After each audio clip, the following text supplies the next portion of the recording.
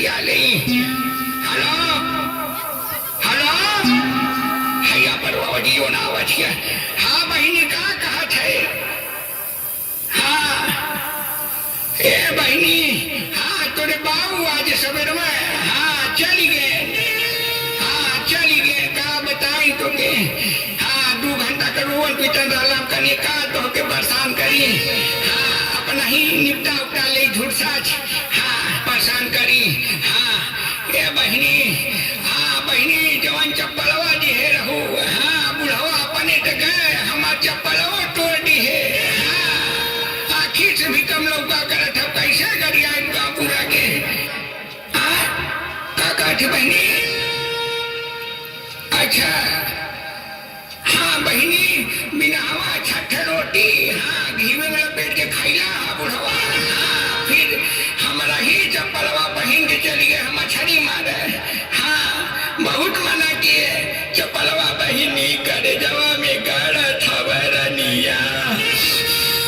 हाँ ए बहनी लड़कवा स्कूल गई ना कि ना को? हाँ अच्छा हाँ पहुनो ठीक उक रहा ना कि ना?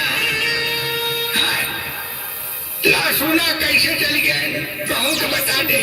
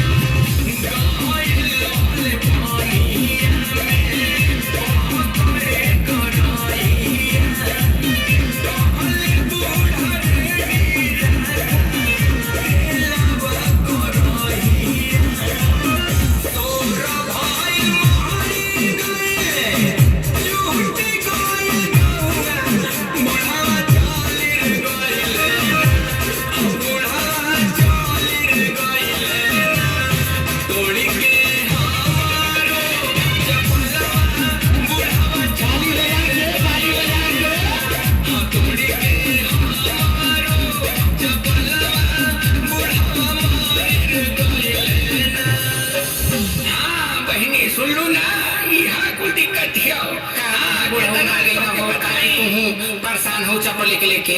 हाँ उनसे नहीं तो हमारा चप्पलवा रहा बुढ़ौना से छोड़ला का अपने जीवन भर में। हाँ पूरा गांव भर हमारे चप्पल के तारीफ करत रहे। हाँ केहू जे देखा देख है काकी कहाँ से चप्पलवा लाए हो।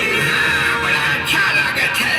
हाँ अब गाँव पूरा का मनसा पूरा गई। हाँ टूट गए हेराई गए चप्पल। अब गाँव पूरा का कलेजा जुड़ाई गए।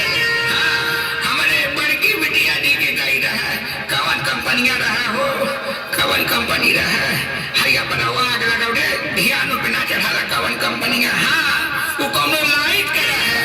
हाँ कौनो हिरकवार की कवन लाइट वाइट के चप्पल दिए रहे कहे माई निश्चुप से पहनी है। हाँ महंगा बा लेकिन बुढ़वा तोड़ देला।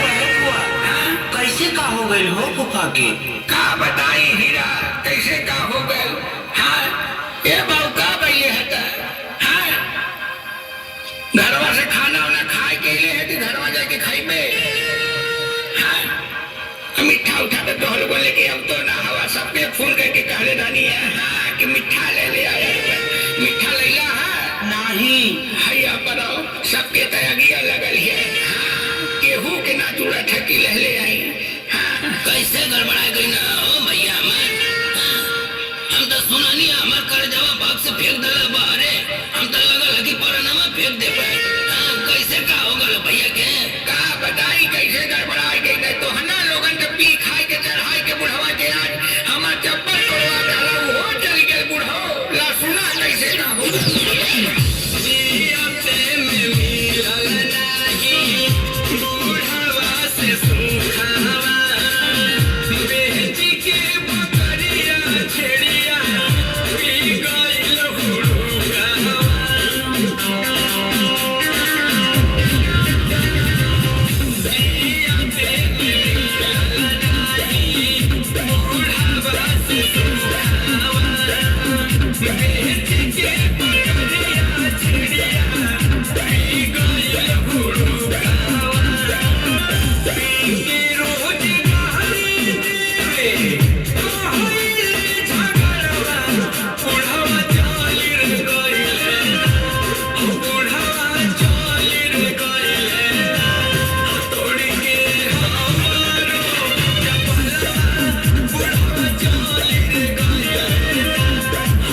रे